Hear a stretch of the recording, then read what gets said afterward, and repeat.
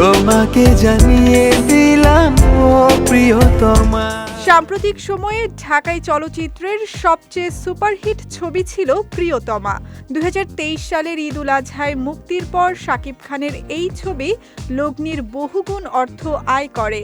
হিমেল আশরাফ পরিচালিত এক প্রিয়তমা দিয়ে অনেকটাই ঘুরে দাঁড়িয়েছিল বাংলা সিনেমা। গ্লোবালি বাংলা সিনেমার ব্যবসায়িক নতুন দুয়ার খুলে দেয়।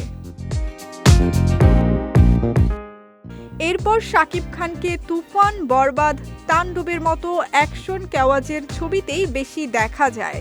এই নায়কের আসন্ন ছবি প্রিন্সও হতে যাচ্ছে অ্যাকশন ঘরানার। এদিকে নতুন খবর, শাকিব আবার রোমান্টিক ধাঁচের ছবিতে ফিরছেন, যেখানে থাকছেন একজন পাকিস্তানি নায়িকা। এক সূত্রের বরাতে জানা গেছে ইতিমধ্যে কয়েকজন পাকিস্তানি অভিনেত্রীর সঙ্গে যোগাযোগও হয়েছে।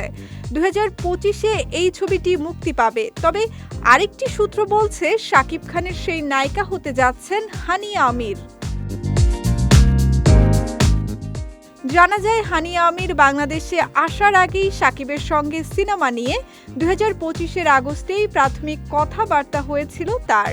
শাকিবের সঙ্গে সিনেমা করতে মৌখিকভাবে হানিয়ার টিম থেকে ব্যাপক আগ্রহ দেখায়।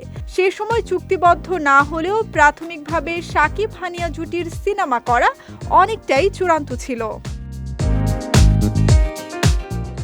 এদিকে কয়েক মাসের মধ্যেই দীর্ঘদিনের প্রেমিককে বিয়ে করতে যাচ্ছেন হানিয়া আমির। বিয়ের আনুষ্ঠানিকতা শেষে সময় মিললে শাকিব খানের সঙ্গে তার কাজ করার সম্ভাবনা রয়েছে। শাকিবের বিপরীতে হানিয়া আমির বা অন্য কোনো পরিচিত পাকিস্তানি নায়িকা থাকবেন, এটা প্রায় নিশ্চিত। চূড়ান্ত ঘোষণার জন্য অপেক্ষা করতে হবে আরও কিছুদিন। অন্যদিকে শাকিব খান শিগগিরই তার প্রিন্স সিনেমার শুটিং শুরু করবেন, যেখানে রয়েছেন জ্যোতির্ময়ী কুণ্ডু, তাসনিয়া ফারিন, সাবিলা নূর প্রমুখ। এই সুপারস্টারের আরেক সিনেমা সোলজার মুক্তির অপেক্ষায় রয়েছে।